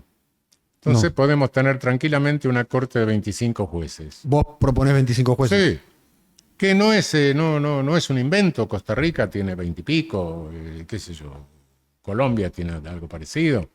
Bueno, no sería una exorbitancia. Segundo, nuestra Corte Suprema, porque vos decís, bueno, 19.000 firmas de qué? ¿Hay 19.000 inconstitucionalidades? ¿Planteo de inconstitucionalidad? No, habrá 100, 150. El resto es una cosa que un día la Corte asumió por excepción y después la excepción se convirtió en regla, que asumió la recurso en potestad queja, ¿no? de anular toda sentencia que considere arbitraria. Mm. ¿Y cuándo es arbitraria una sentencia? Cuando no me dieron la razón. Entonces todo el mundo trata de tirarse a la Corte. ¿Se llama pa- recurso en queja eso? Sí, paga el arancel. No, bueno, o si te lo abre la Corte, no. Si, no Si te lo abre la Cámara. Si la Cámara, si no te tenés que ir a la Corte en queja. Bien. Y bueno, que pagan el arancel, es una forma de recaudar, y se rechaza el 95% o más. Y se abre arbitrariamente cualquiera. Bueno, en función del principio republicano de gobierno, que impone la racionalidad de los actos de gobierno, es inadmisible que yo haga un contrato en la ciudad de Buenos Aires, pase la General Paz y la justicia de la provincia de Buenos Aires me diga que es nulo. Entonces, el estare de Kisis y la la casación se impone en función de la racionalidad. Bueno, que lo haga el Congreso, por ley, y listo. Y que la Corte se divida en salas para resolver las cuestiones de casación. Que cada sala esté integrada por quienes manejan la materia. Una sala laboral, una penal, Claro, sí, una civil. sí. Y después si hay que hay que votar una inconstitucionalidad, no, que voten los 30, los 25. No hay ningún... Ah, no, pero va a demorar mucho. Mentira, no. Frente a un planteo de inconstitucionalidad tenés tres posibilidades. ¿Es constitucional, es inconstitucional o es constitucional a condición que se la interprete de cierta manera? O es o la negativa, o la positiva, o la interpretativa. Punto. De modo que se juntan los 30 y dicen, bueno, ¿quién tiene cada posición? Un vocero de cada posición que proyecta el voto, se circula y listo. Se terminó el asunto. Esas cosas yo creo que se pueden hacer por ley sin necesidad de tocar la Constitución. Si mañana se reformara la Constitución, sí me gusta un tribunal constitucional. Y entonces no tendría más que sacarle a la Corte la competencia en materia constitucional y dársela al tribunal. Y la Corte quedaría como tribunal de casación. Eso no obstaría, pero eso es una reforma constitucional que es una cosa más complicada. ¿Cómo llevas, un poco cuando lo presentaba en la presentación, la idea de que sos como una especie de bestia negra de la derecha, ¿no? Recuerdo Neustadt, bueno, en algún momento los medios que respondían a Daniel Haddad, una Haddad mucho más, hoy por suerte es mucho más socialdemócrata, en ese momento era un poquito más procesista, si se quiere, tenían a vos de punto, ¿no? Sí. Como un objetivo. Milei, ¿cómo lo llevas vos eso? Que te mencionan a vos que sos casi como un Zaffaroni, es un sustantivo, ¿no? Pero vuelvo a lo de las garantías. Las garantías son constitucionales. Ahora, quien esté contra de las garantías, se diga, bueno, no, quiero un derecho penal. Y bueno, que lo asuma y lo discutiremos. Quiero un derecho penal nazi. Bueno, está bien. Cada cual tiene derecho a pensar lo que quiere, ¿no? Pero no es el derecho penal que tenemos nosotros. Entonces, cuando me dicen garantista, y sí, me siento orgulloso. Y van a pasar los años y yo me voy a morir. Ellos también. Y de ellos no se va a acordar nadie. Del garantismo sí. ¿Y de vos? Sí. Se van a acordar de vos. Se van a acordar del garantismo. Eso es lo importante. ¿Por qué? Porque a la larga la libertad triunfa. El ser humano siempre, a la larga reivindica su dignidad. La libertad, dijiste. Sí, la libertad. Viva la libertad, carajo. Sí, la libertad en serio. La de Milei no es en serio. La palabra liberalismo, como liberalismo político, digno. Lo que pasa es que acá el liberalismo político se lo pasó por las cloacas. En nombre del liberalismo político, en nombre de la república, en nombre de la democracia, Se hicieron las peores cosas. se bombardeó la Plaza de Mayo, se fusiló sin proceso, desaparecieron 30.000 personas. Cuidado. Eso de liberal no tiene nada. De liberal político no tiene nada. Yo siempre digo, liberales somos todos un poquitito, ¿no? Yo creo que todos somos... Vos tenés un aspecto muy liberal. Yo creo que todos somos un poco anarquistas moderados. Anarquistas moderados. Es decir, liberales en serio. Eso sí. ¿Vos estás a favor, por ejemplo, de la despenalización del consumo de drogas? Es una posición pública que has tenido siempre. Del consumo sí. Del consumo, sí. Consumo sí. Lo otro, la legalización de drogas es algo que siempre es decir, nunca estuve con la liga de legalización. No. Porque me sentiría un poco raro con los compañeritos que tendría, ¿no? ¿Cuáles? Y los del liberalismo económico. Milton Friedman. Milton Friedman, todo eso, sí, sí, sí. Sí. Me sentiría un poco raro con eso, sentado en el medio, diría, ¿qué me está pasando, no? Sí. No, lo de la... Pero ¿no te parece que podría llegar a ser una buena estrategia para terminar con el narcotráfico, por ejemplo? No, claro que termina con el narcotráfico. La idea de No, sin lugar a dudas que termina. que se termine con la... No, la prohibición, evidentemente, ¿Con la prohibición? sí, la prohibición te hace subir el precio. Y corrompe En jueces. realidad el precio no es el tóxico. El tóxico, la cocaína, por ejemplo, como valor agregado no tiene nada, es una porquería, es barato. Lo que es caro es, Es el servicio de distribución. claro, el mercado negro, digamos, la ilegalidad. Claro, si vos lo pones en la ilegalidad, te va a subir el precio, ese es el asunto. Ahora, Entre otras cosas, por el riesgo que lleva a consumirlo, venderlo. a mayor riesgo, mayor precio. A mayor riesgo. Es un gran negocio eso, ¿no? Claro. Porque esa plusvalía se la llevan policías, fiscales, jueces. Esa plusvalía, en realidad, en la región, respecto de la cocaína, yo no sé, otros tóxicos, Sí, no conozco, qué sé yo, los derivados del opio, etcétera, Sí. que nosotros no tenemos, no lo conozco mucho. Pero lo de la cocaína, sí, no solo eso, sino que la mayor renta de eso queda en Estados Unidos. claro. El precio de la cocaína free on board es 1 y al consumidor norteamericano le llega a 5, 6 o 7. Entonces, ¿dónde queda la mayor renta? Y queda adentro, ¿no? Ahora, si con lo que resta del Río Bravo para el sur pasa lo que pasa, te puedes dar cuenta cuál es la multiplicación de esa renta dentro de Estados Unidos, ¿no? ¿Fumaste alguna vez porro? Sí. No puedo, porque tengo una... O sea, intentaste y Sí, no, fracasaste.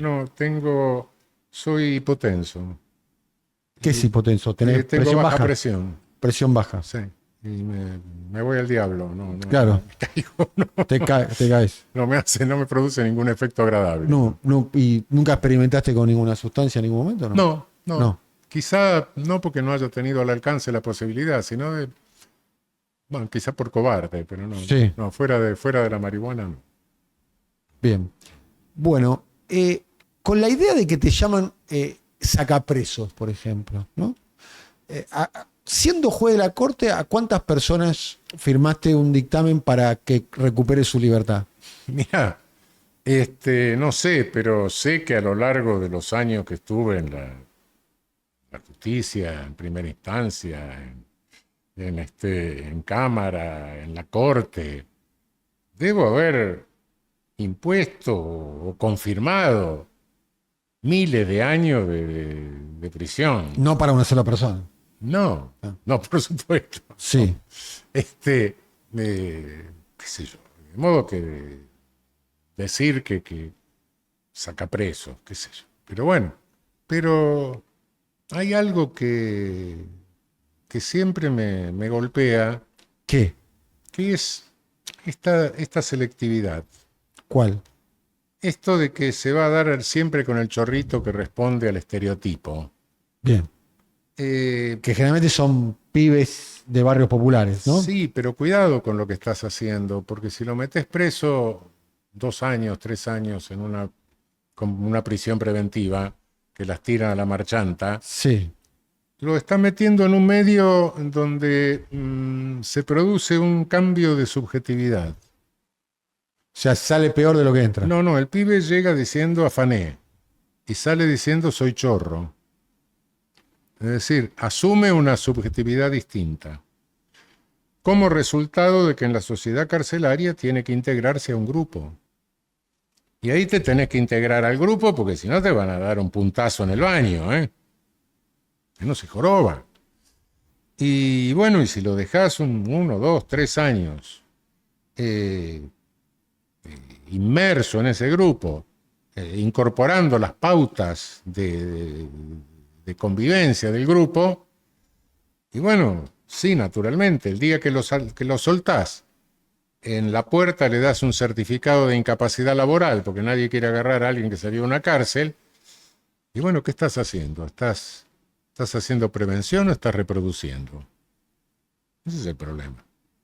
Cuidado con hacer eso con perejiles.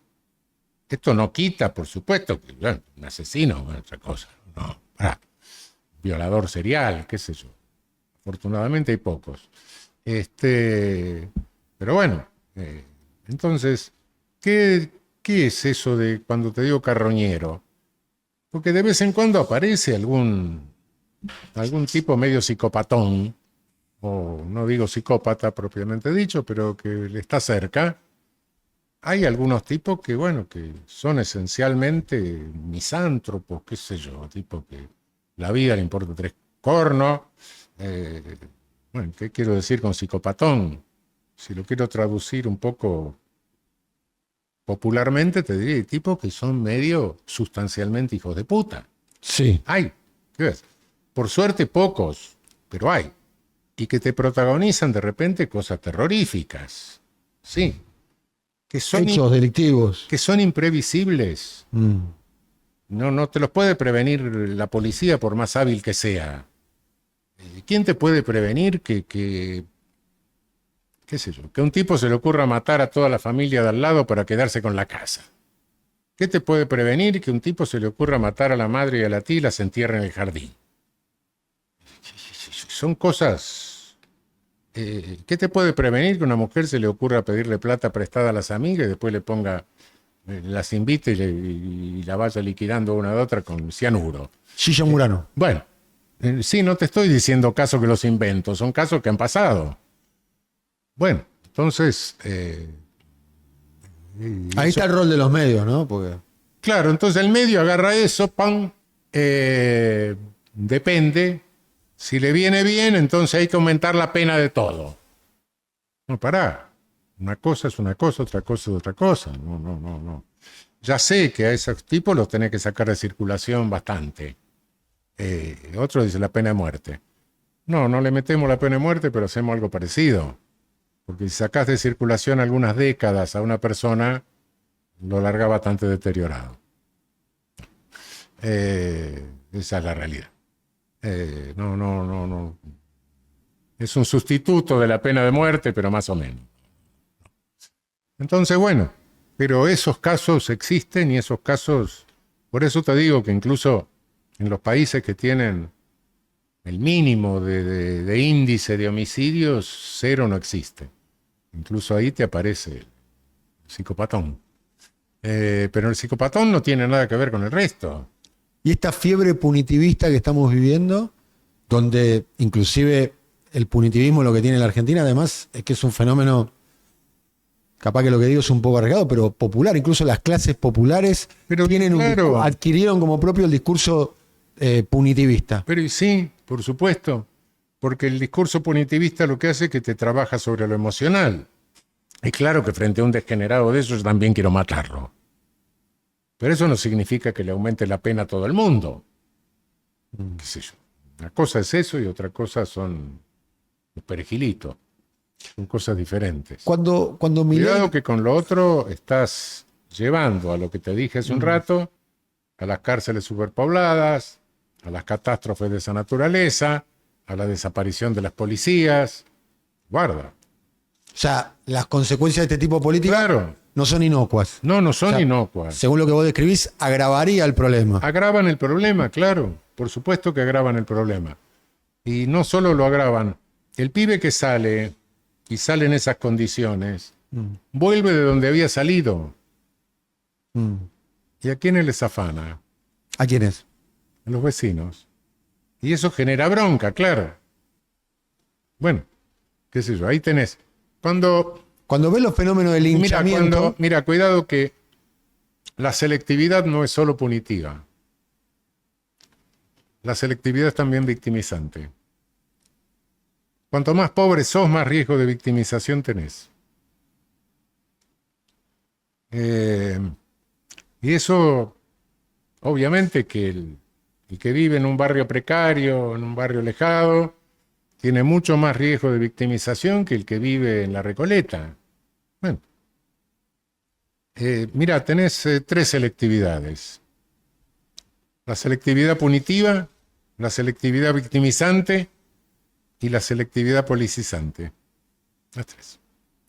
La selectividad policizante ya más que los policías lo observan, los persiguen. No, que los policías también son selectivos. Los han seleccionado. ¿De dónde salen? De los barrios populares. Bueno, ¿qué hacen? Los meten en un orden jerárquico donde le niegan todos los derechos laborales. Ah, fenómeno. Acá no. Les pagan mal, sí. Y además los largan con una desconfianza. Mal preparados. Pública, y mal preparados. Mal formados. Sí. Sí. Pone a un tipo en una esquina. Sí. Y después, si no cumplen la ley, las consecuencias penales caen sobre ellos. Y le sueltan la mano. Cuando hacen una macana, le sueltan la mano, sí. Efectivamente. Sí. Entonces son 3 selectividades. Y las 3 selectividades sobre los sectores más carenciados. Cuando Milei dice Zaffaroni, digamos, ¿no? Dice, la doctrina Zaffaroni provocó y utiliza esta expresión, que es una expresión que está tratando de instalar hace tiempo en la Argentina, que ya sabes cuál es, baño de sangre. Te adjudica a vos, dice Zaffaroni. Yo no sé dónde está el baño de sangre en la Argentina, porque afortunadamente, por lo menos en la ciudad de Buenos Aires, los homicidios van bajando. Y han bajado bastante. De un universo de 200 se llegó a un universo de 100, 110. Es decir, nos estamos ahorrando unos cuantos cadáveres, a Dios gracias. Y eso no tiene nada que ver ni con lo que yo diga, ni con lo que no diga, ni no sé De hecho, la cantidad de homicidios La cantidad estadísticamente está bajando no solo en la capital, sino también en la provincia de Buenos Aires en promedio. Sí. Pero hubo algunos episodios en las últimas semanas que fueron episodios, Bueno, sí. fueron episodios, como bien vos decís, Bueno, de psicópata, digamos, ¿no? Sí, eso es inevitable. Te digo que no hay país que no vaya a tener algo de eso y eso no hay policía que lo pueda prevenir. Me acuerdo un viejo jefe de homicidios, alguna vez que le decía, me dice, doctor, nosotros podemos prevenir lo que se puede prevenir, lo otro, Dios lo puede prevenir, pero nosotros no. Y es cierto. Te adjudican de alguna la teoría Zaffaroni o la puerta giratoria. Entran los presos, están 2 días, 3 días, salen. Pero y entran. los presos entran y los vas a soltar al año, a los 2 años, ¿por qué? Porque no entran por un homicidio. El que entra por un homicidio no sale. El que entra por un robo a mano armada, ahí se lleva un cuánto tiempo. No, lo va a tener 1 año, 2 años, porque son delitos que no tienen una pena muy grave. Mira, hay reglas que son mundiales. La delincuencia grave, y no tenés otra que privación de libertad y a la miércoles, ¿no? Los delitos leves, tipo contravenciones, qué sé yo, bueno, metele multa o cualquier estupidez. Pero hay un colchón medio donde no hay regla. Un colchón de hechos de gravedad media. Que sería algo como que robar una bicicleta. Sí. Ponele. O un poco más. O un poco más. Pero Entrar a una casa y afanarse un televisor. una cosa de esas. Que es grave para la persona que le roba. Claro, pero bueno, no tenés reglas ahí. Entonces, bueno, es una decisión política que hago con esa franja media. Vos en el libro, La cuestión criminal, hacés la figura del fiambrero. Es como que las penas medio como que son, dame 100 de... Sí. Como alguien que le pide fiambre que no sabe, dame 150. Sí. Mira, ahí en el medio no hay regla de política criminal.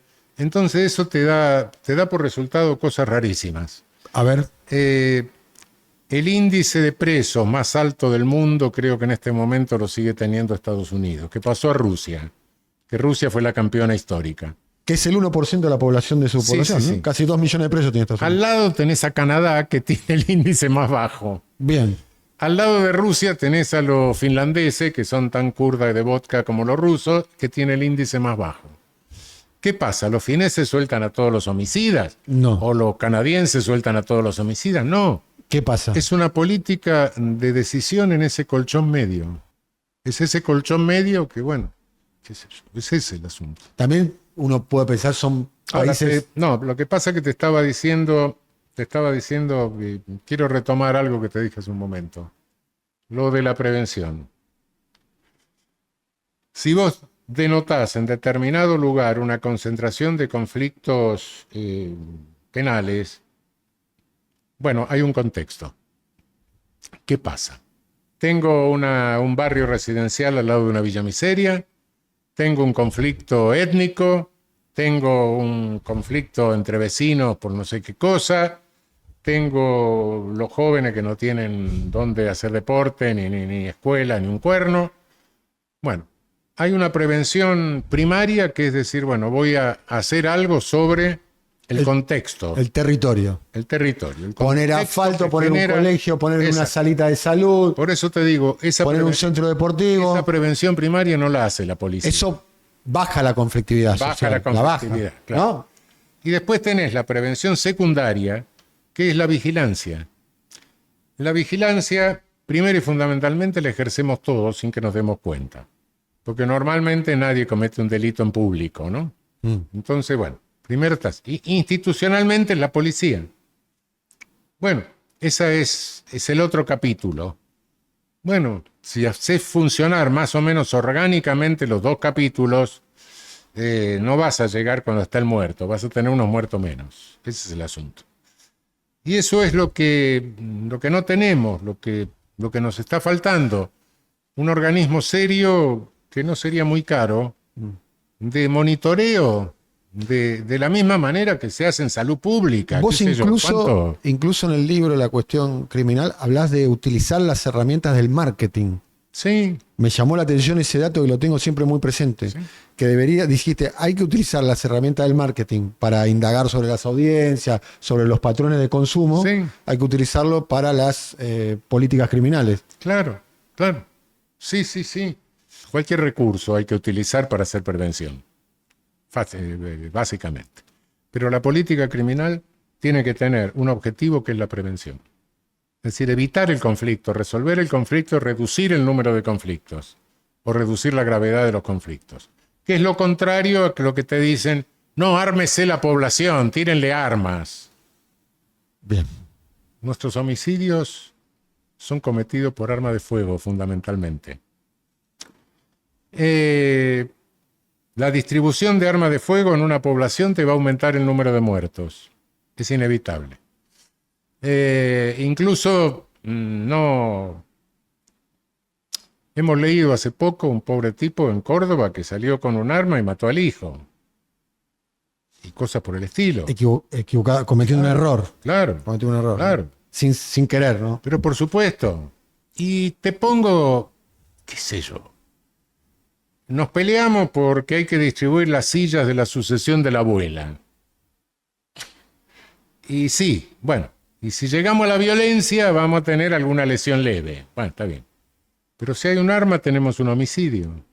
Entonces, cuidado con eso. Cuidado con esta estupidez de nuestra irresponsable ministra que quiere que quiere armarse, se arme, que bajemos la edad de tenencia de armas.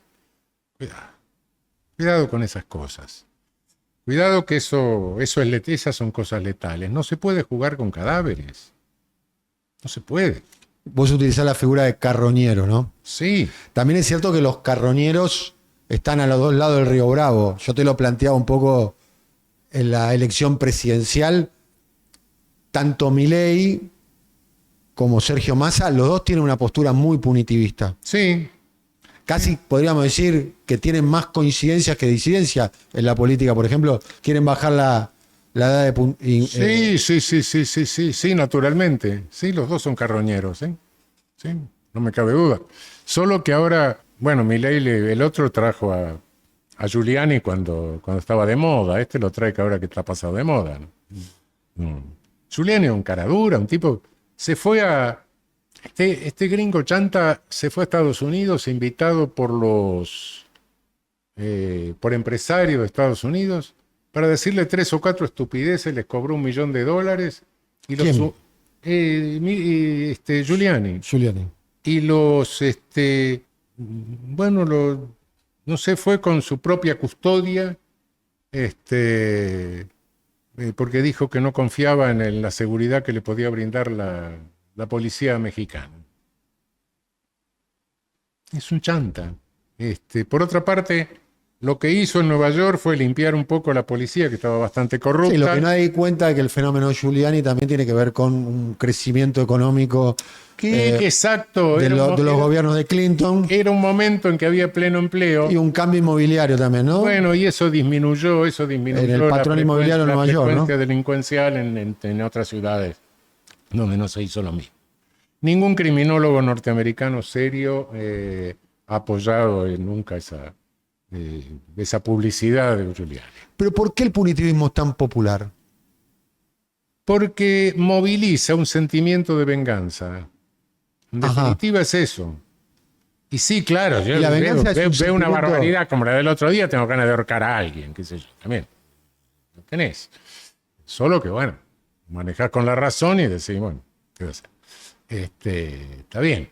Pero no manifiesta un sentimiento de venganza. Y por otra parte, se basa en aquello que te decía que era la selectividad victimizante. Cuando se hace una encuesta sobre pena de muerte, por ejemplo, vas a ver que a medida que vas subiendo en la escala social, en ingresos, vas a tener menos partidarios de la pena de muerte. Bien. ¿Eso qué significa? O sea, los sectores populares avalan más la pena de muerte. Lo cual te puede decir, bueno, son sectores ignorantes, no, mentira, son sectores más victimizados. Eso es lo que pasa. Sufren más el delito. Claro, claro.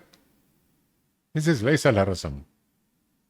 Recién dijiste, los que me acusan a mí, cuando se mueran, no van a ser recordados. Sí. ¿Eso lo tenés presente vos? Sí. Trata de hacer algo que quede. ¿Cómo? Trata de hacer algo que quede en la vida, ¿no? ¿Vos pensás en eso? Sí. Y cuando no estés más, ¿qué va a quedar de vos? Quedará las ideas, quedará gente que se basará en esas ideas para hacer cosas. Como quedaron de otros penalistas anteriores, como qué sé yo. ¿Quedan tus libros? Sí, ideas como fueron los ilustrados, los iluministas y tantos otros que trabajaron en esta ciencia, ¿no? Esto es ciencia, ¿no? ¿Te sentís reconocido por tus pares? Sí, Sí. sí. Sí, demasiado a veces. Demasiado reconocido. Sí. No debe haber una persona en la Argentina que tenga tantos... ¿Cuántos honoris causas tenés? Doctorados honoris causa 52. 52. Lo decís como 52. No. Lo decís, yo, a ver, No. yo llevo a probar el CBC No, y mira, no. me hago una remera. No. Pero, No me gusta mover títulos inmobiliarios, ¿no? está bien, pero te sentís reconocido. Sí, naturalmente, claro. En realidad, ¿Sos de alguna manera porque soy un sobreviviente de qué? de toda una generación. Sí, a veces pienso los que se fueron y sí. Alguna vez hablando con un colega mexicano de muchos años, le decía, somos supérstites, no sobrevivientes porque los demás no los mataron. Me suena a derecho de familia, me decía el otro. Pero sí, es cierto. Sí, muchas veces el hecho de de seguir uno vigente, sí, te ¿Y da te gusta ser provocador? No, pero, a ver, yo pienso, debe ser fuerte prender la televisión y que el presidente te diga, Zaffaroni es el culpable del baño de sangre en la Argentina. Yo me hago bicho bolita y no salgo más. No salgo más de mi casa. Por lo menos 100, 120 años. No. ¿Cómo haces vos? realmente no. Mira, lo que pueda decir el coso a mí me importa poco. El coso Sí.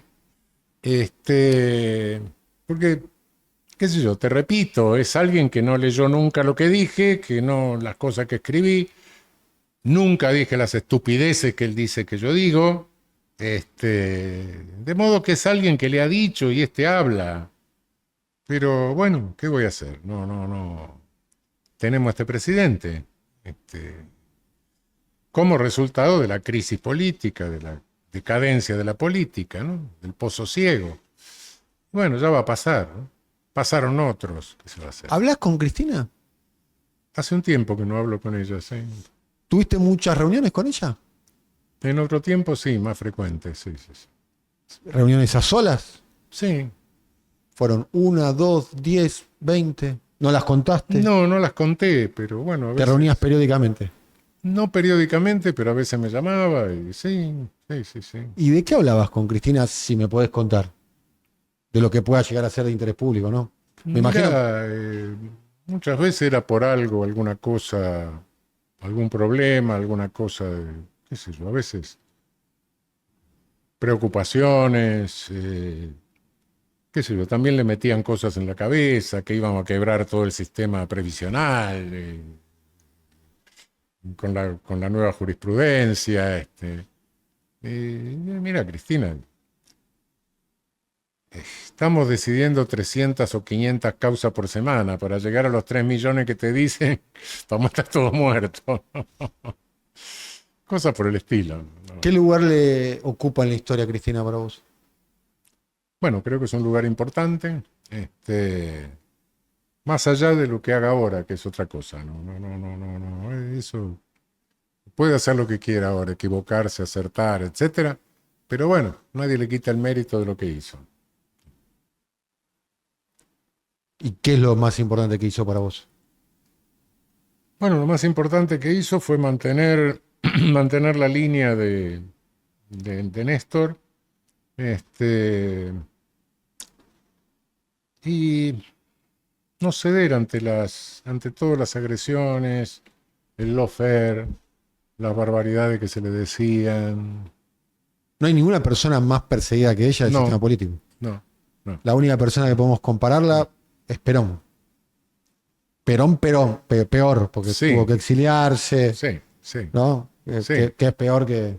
Sí, sí, naturalmente. Bueno, creo que la dimensión de ella la podés tener debido a eso, ¿no? Es decir, el lawfare argentino se ensañó con ella, claro. Pero el lawfare tampoco es un fenómeno totalmente argentino. No. Pero la Argentina se dio con su impronta, ¿no? Argentina siempre tiene su impronta. Sí, la Argentina tiene su impronta, Perú también lo tiene, con esta payasada que están haciendo con el pobre Castillo. Ecuador lo tuvo con Correa, Brasil lo tuvo con Lula. Lula. Bueno, sí, es un fenómeno regional. ¿Con el Papa cómo te llevabas? Bien, bien. Bien. ¿Lo conociste cuando era Sí, lo obispo de conocí Buenos cuando Aires? era obispo de Buenos Aires y luego lo visitaba en Roma siempre. ¿Lo visitaste varias veces? Varias veces. Sí. Nunca lo dije. ¿Nunca lo dijiste? No. ¿Qué no dijiste nunca? Que mantenía, que lo visitaba, que conversaba. ¿Lo estás diciendo por primera vez acá? No, Ah, no. Me cuidé mucho de decirlo, años. Y un día él, en una entrevista con El Gato, lo dijo. Entonces, lo digo ahora porque lo dijo él. sí. Yo, ¿Te reuniste cuántas veces con el Papa? y cada vez que iba a Italia me reunían. ¿Ahí en Santa Marta? Santa Marta, sí. ¿Y se tomaban un café, un mate? Sí, hay una cuestión que es... yo no me daba cuenta al principio de por qué se quedaba de repente charlando 1 hora conmigo. ¿Una hora? Sí. Después me di cuenta, segunda o tercera vez. Es muy difícil ser papa. Y encontrar a alguien que llegue y te dice, hola Jorge, ¿qué tal? ¿Cómo te va? Y te trata de igual a igual, no es fácil. No es fácil. Y que sabes que no va a buscar nada, no. ¿Y de qué hablaban? De cualquier cosa. Porque se veía que él tenía necesidad de hablar con alguien, Sí. qué sé yo, sí, claro, siendo papa no podés ponerte ni el dedo en la nariz, no. Están mirando. ¿Y a su papado cómo lo definirías? Creo que el papado ha sido una revolución. Creo que ha sido una revolución en la iglesia. Francisco es un revolucionario para vos. Es un revolucionario. ¿Quién? Lo de hagan lío, el primero que lo cumple es él. Sí. Sí. Vos sos católico. Soy un católico de calle. Sí. ¿Qué es un católico de calle? Y como somos todos los católicos argentinos. Pero sos qué sé yo, católico, no sos soy católico un tipo que- practicante. Sí, pero no soy un tipo que está todos los días, No. ni que forma parte de la iglesia, ni que... No. Sí, Bien. soy de una familia Sos- católica, me bautizaron, tomé la comunión, todas esas cosas, sí, bueno. Pero soy un católico argentino, ¿va? Como la media de los católicos argentinos. Profesor de universidad católica, sí. Bien. No sé si cometo una infidencia o no, pero tenés un fanatismo con los pesebres. ¿O no? Sí, tengo colección de pesebres para la época de Navidad, sí, sí, sí, sí. Coleccionás pesebres y tenés cientos de sí. pesebres. Debo tener unos 70, 80 pesebres. Sí. 70, 80 pesebres. O sea, y alguien que quiere agasajarte te puede regalar un pesebre, ¿no? Algunos me los han regalado, Bien. sí, sí. Y también sos seguidor de la Virgen de Guadalupe, que es la patrona del pueblo Bueno, mexicano. La Virgen de Guadalupe es un... Yo viví en México, tengo que agradecerle mucho a México, muchísimo. Sobre todo en los primeros años. Fui discípulo del maestro Alfonso Quirós Cuarón, que en aquel momento era el más destacado criminólogo de América Latina. Y bueno, la Virgen de Guadalupe es México. ¿Por qué?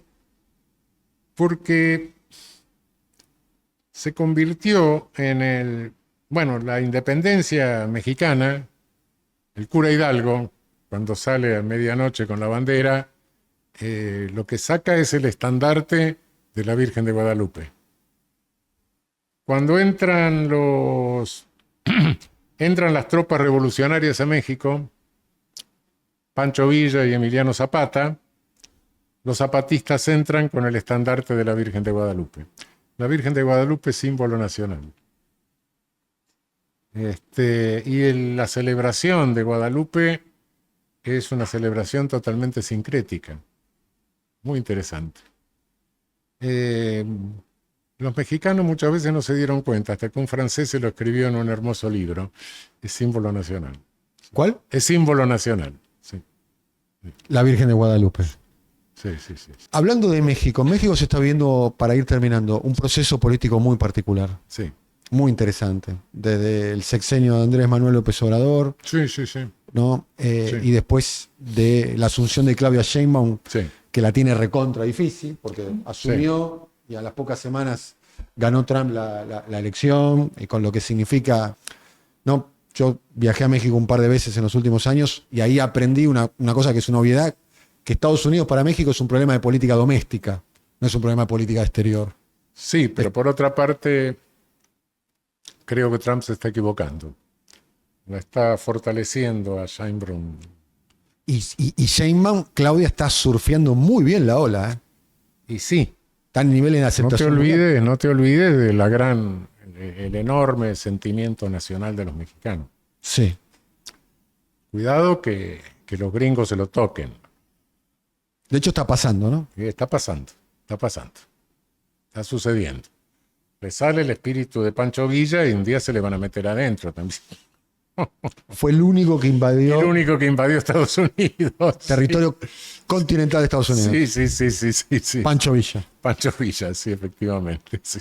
el único que entró a territorio norteamericano. Y bueno, cuidado que ese corazoncito lo tienen, ¿eh? Sí. Y el proceso de México es muy interesante, ¿o no? El proceso es interesante. Yo, lo del Poder Judicial, tengo mis dudas. Están proponiendo algo que estoy seguro que estás en contra porque lo has manifestado, que es la elección de los jueces por voto popular. Tengo mis serias dudas. O sea, tu seria duda estás en contra. ¿No? Mira, no, estoy en contra por la experiencia. Imagínate que en medio de este punitivismo se nombren jueces penales por elección acá. Imagínate quién van a nombrar. Si la elección la gana Milei, imagínate que el Bueno. juez se la ganaría. Y bueno, ¿qué garantías podés tener después de eso? Y por otra parte, la propia experiencia boliviana, que es la más cercana que tenemos. No me refiero a las más antiguas qué sé yo, los revolucionarios franceses que iban a hacer un código tan claro que lo iban a enseñar de memoria en las escuelas para que, en lugar de las oraciones, y cualquiera podía ser juez. Y terminaron todo guillotinados y tuvo que llamar a Napoleón de nuevo. Bueno, tuvo que llegar Napoleón para restablecer la cosa. No me refiero a cosas tan lejanas, pero lo de Bolivia, por ejemplo, y lo he escuchado a Evo Morales, y lo he escuchado a García Linera, hace años ya de esto, porque se te forman las ONGs, y ONGs truchas, que empiezan a ser financiadas por no sé quién. Y sí, el principio de la soberanía, etcétera, sí. El basismo es muy interesante, pero se te corrompe, ese es el problema. Y yo tengo mucho miedo en México de que se corrompa en función de la gran extensión que tiene el narcotráfico, ¿no? Que pasa por México, ¿no? No sé, es una... No sé, me parece que es una aventura muy peligrosa. ¿No usás teléfono celular? No, ese aparato es una cadena electrónica, una cadena de perro electrónica. No. No. Nunca utilizaste teléfono celular. No, ni sé cómo se manejan. A veces me lo pasan y no sé cómo O manejar. sea, no sabés lo que es WhatsApp, por ejemplo. No. Bueno, sí, me explicaron y te más explicaron. o menos me lo pasan para que yo hable por WhatsApp, pero yo no sé ponerlo. No. Y te comunicás, a ver, con el Internet, resto de la especie con humana, ¿cómo te comunicás? Con el Internet. Con el Internet. Sí. El Internet. Sí, es lo único. Un mail, tenés un mail. Sí. Y cuando viajás, si tenés algún Y me tipo- llevo una computadora y una computadora, hablo pedís wifi y demás. Sí. ¿Pero qué considerás? ¿Que el teléfono celular es una herramienta? No lo soportaría, creo que lo tiro, al rato, no. ¿No soportarías el teléfono celular? No. Mismo el mail, porque en otra época se mandaban cartas, que Sí. tardaban una semana, qué sé yo. Entonces todo eso era un trabajo, había que escribir la carta, ir al correo, poner estampilla. Ahora cualquier estúpido te manda un mail porque se le da la gana para escribir cualquier idiotez, y por teléfono mucho peor. No podría vivir con una cosa, clic. O sea, a ver, te enoja el teléfono Yo me he celular. recibido de abogado, no de obstetra. Si fuera obstetra es otra cosa, el chico viene, uno tiene que estar. Claro, Un obstetra Claro. tendría que estar. claro. El abogado. Tendría que estar Claro. en guardia, digamos. Por eso, sí. Pero no soy obstetra. No sos obstetra. ¿Y si quieren comunicarse con vos? Si quieren comunicarse, generalmente hay cerca gente que tiene teléfono. Sí. Y si no, por mail, yo lo abro todos O sea, los no días. solo que no tenés teléfono celular, sino que medio que lo detestás al teléfono celular. Y detesto incluso el teléfono de línea, lo saqué de casa. No Ah, tengo sacaste el teléfono teléfono de de línea línea. tampoco. Sí, ya te molesta el ruido del teléfono en línea. Sí, me molesta que cualquiera mande un mensaje porque se le da O sea, la te gana. molesta que suene y atender Claro. y que no conozcas a la persona que está del otro lado. Sí. Bien, ¿y se puede vivir sin teléfono celular? Y yo vivo perfectamente y antes que apareciera el teléfono celular. Había vida, todo, ¿no? Había vida. ¿Y sí. era mejor la vida sin el teléfono celular? No sé, eso no te lo puedo No. decir. No. Pero esa cadena de perro electrónica. ¿Cómo cadena de perro electrónico? Vos- Y sí, porque te está condicionando la vida, a cada rato si te sale que te hay un llamado, qué sé yo, qué será. para el teléfono celular sería la cadena y nosotros seríamos el perro. Claro. O sea, yo soy un perro y Sí. el teléfono celular es una cadena. Sí, yo creo que dentro de poco va a haber que el hurto de teléfonos celulares o el arrebato de teléfonos celulares va a haber que calificarlo como una lesión amputativa. Amputativa. Claro, como le sacaron la mano directamente, ¿no? Sí. Me parece que ya está formando parte de una A violencia. mí me pasó el otro día. Me olvidé el teléfono celular en mi casa. Tuve que hacer una diligencia que duró varias horas y sentí durante esas 2 o 3 horas que me faltaba algo. Y sí, Esta dependencia, y para terminar, que tenemos todos con el teléfono celular, que vos lo describís también, ¿no tiene que ver mucho con el clima de época que vivimos actualmente? creo que sí. Creo que sí. Creo que ha generado una cosa, no sé, insisto, es una cadena de perro. Pero una cadena de perro Peligroso. peligrosa. Sí. Cadena de perro electrónica, ¿sí? Sí, sí, sí. Sí. Me llama poderosamente la atención muchas veces que estoy hablando con gente conocida, gente de intimidad. Están con el teléfono. Están dependiendo del teléfono. Tener una suerte de dependencia. Adicción. Yo creo Como que una sí. adicción. Yo creo que sí. Hay un momento dado que vos decís, ¿qué le está pasando? No, no, no. En medio de una conversación, estás en un restaurante, en un bar y ves, ves de repente 4 o 5 todos con el teléfono en lugar de hablar entre ellos. Es algo raro. Es raro, ¿no? Es raro, es raro. Somos raros, ¿no? Bueno, Los que los usamos- humanos siempre somos raros, Sí. no hay nada que No, pero hacerle, es ¿no? verdad lo que describe. Los humanos respecto al resto de los animales somos raros, sí, sí, sí. Pero hay una escena, esa escena, por ejemplo, de una familia comiendo. Una familia comiendo con y están teléfono. los 4 mirando el teléfono. O una pareja, ni hablar Una las parejas. pareja. Las parejas van a comer afuera, vos Claro. lo ves ahí. Yo no sé si eso es más comunicación o menos comunicación. Tengo mis dudas, ¿eh? Tengo mis serias dudas. ¿Estás más comunicado o estás menos comunicado? Aparte del otro hecho de lo que te decía. Antes la carta, bueno, era un esfuerzo. Sí. Ahora no, que como se manda, bueno, cada uno, la primera estupidez que se le ocurre te la manda. Tenés 85 años, ¿no? Sí, ¿Estás bien de salud? sí. Impecable, ¿estás bien? No, de salud mental como siempre. No le voy a pedir milagros a la medicina. Bien. Cuando repasás tu vida pública, ¿no? Tu vida en general, ¿qué cosas destacás? Qué sé yo, nunca pienso mucho en eso. No. Bueno, hay cosas que a veces pienso que son coincidencias, pero coincidencias a veces medio significativas, pero nada más. ¿Cuáles? Bueno, qué sé yo, cómo vuelvo de México en el 68, cómo voy a dar a San Luis, como juez, ¿Tuviste suerte?